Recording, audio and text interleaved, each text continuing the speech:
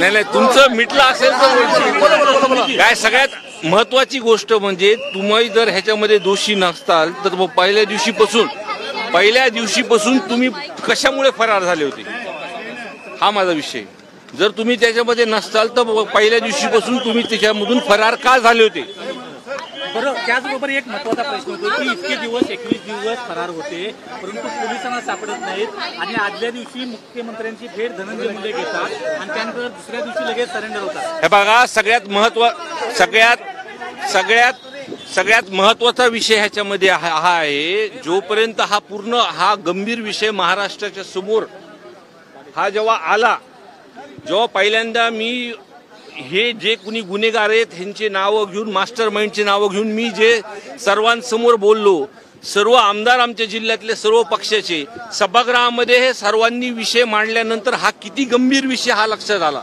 मग सरकार म्हणून जे पण काही पावलं उचलले त्याच्यामध्ये एसपींची बदली झाली. आज सुद्धा सीएम साहेबाला याच विषयावरती मी बोलायला आलो होतो की आज जो काही गुन्ह्यामध्ये त्यांना जे काही सरेंडर झाले आहेत तो खंडणीचा गुन्हा आहे आणि पहिल्या दिवशीपासून जे मी मागणी करतोय एक तर हा खंडणीच्या गुन्ह्यामुळेच आपल्याला 302चा गुन्हा हा जुले झालाय.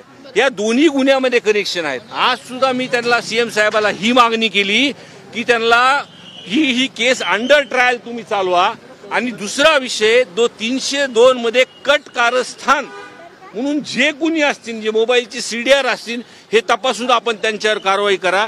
एवढं बोलल्यानंतर मुख्यमंत्री साहेबांनी मला सांगितलं काळजी करायची नाही, ह्या विषयामध्ये जे कुणी आरोपी असतील जे सीडीआर मध्ये ज्यांचे नाव असतील त्यांच्यावरती कारवाई होणार आहे. परंतु धनंजय मुंडे यांच्या संदर्भात वारंवार नाव समोर येतंय कारण त्यांच्या संदर्भात त्यांच्याशी फोन झाल्याचे मंतव्य आहे आरोपींचं तर थेटपणे यांचे मंत्रिपद काढून घ्यायला पाहिजे. हे बघा ह्याच्यामध्ये आम्ही कोणतंही राजकारण आणलं नाही. एक लोकप्रतिनिधी म्हणून जिल्ह्यामध्ये जेव्हा ही घटना झाली आणि अधिवेशन झाल्यानंतर जेव्हा सरकारने ह्याची चौकशी लावायची त्यांनी सांगितली पण लोकांमध्ये गेल्यानंतर मी सभागृहामध्ये हे जाहीर केलं होतं की अधिवेशन संपूस तर जर अटक झाली नाही तर आम्ही मोर्चा काढू. आम्ही बीड जिल्ह्याच्या सर्व लोकप्रतिनिधींनी एकत्रित बैठक घेतली. मोर्चा तुम्ही बघितला असेल.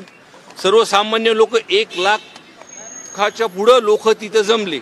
लोकांची ही सुद्धा मागणी आहे की जे काही तुम्ही प्रश्न विचारला आणि जे ह्याच्यामध्ये डिले होतात तुम्हीच आता मला बोलताना सांगितली की धनंजय मुंडे साहेब मुख्यमंत्रीला भेटले त्या सगळ्या गोष्टी होतात. त्याच्यामुळं आमची एक प्रामाणिकपणे मागणी आहे आणि त्या कुटुंबाची मागणी आहे की 3-4 महिने जर हा गुन्हा फास्ट ट्रॅक वरती घेतला आणि जे कोणी गुन्हेगार आहेत ते समोर आणले तोपर्यंत धनंजय मुंडे साहेबांना राजीनामा द्यायला लावा आणि 3-4 महिन्यानंतर हे झाल्यानंतर परत शपथ घ्या. ही आमची मागणी सुरुवातीपासून आहे. पण वाल्मिक कराड असं म्हणतात की ज्या हत्येचा जो प्रकार घडलाय त्याशी माझा काही संबंध नाही तर राजकारण केलं जाते आणि माझं नाव त्यामध्ये टाकलं जातं. हे बघा हा महाराष्ट्राचा मी तर सभागृहामध्ये मी दुसऱ्यांदा आमदार झालो. पहिल्यांदा हा विषय बघितला का एका विषयामध्ये सर्व पक्षाचे लोक होते. म्हणजे भाजपचे सुद्धा आमदार अभिमन्यू पवार, सुरेश अण्णा धस, प्रकाशदादा सोळुंके, विजय पंडित हे सर्व, नमिराताई मुंदडा हे सर्व अशा खूप आमदार हे सर्व पक्षाचे आणि पहिल्यांदा सभागृहामध्ये एक माणुसकीच्या नात्याने संतोष अण्णा देशमुख यांना न्याय भेटण्यासाठी सर्व एकत्र आले होते. हा विषय कधी बघ ह्याच्यामध्ये काही राजकारण नाही.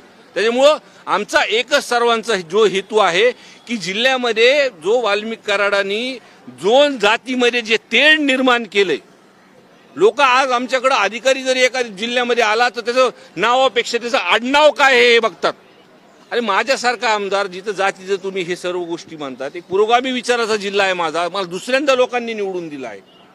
मग काही लोक हे जे काही गोष्टी करतात ते आता अटक झाल्यानंतर सगळ्या गोष्टी आपल्या तपासामध्ये प्रामाणिकपणे तपास केला तर सगळ्या गोष्टी आपल्या समोर होतील. आणि 6, 9 आणि 11 हे 3 दिवस जे हे गुन्ह्याचे क्रम आहेत किंवा त्या 8 दिवसामध्ये सीडीआर जर तपासले माझ्या माहिती अनुसार पोलिसांकडे जो आधी तपास होता आणि त्या तपासामध्ये सर्वच त्यांनी कुणाचं लोकेशन कधी आहे प्रशासनाला ही केस थांबवण्यासाठी किंवा चौकशी थांबवण्यासाठी, केस दाखल न होण्यासाठी कधी किती वाजता फोन आलेत हे सुद्धा प्रशासनाकडे आहे. पण पूर्णपणे मोकळेपणाने जर त्यांना तपास करण्यात दिलं, जसं मुख्यमंत्री साहेबांनी सांगितलं, तर या मागचे मास्टर माइंड सुद्धा समोर सगळे येतील, एवढंच आहे.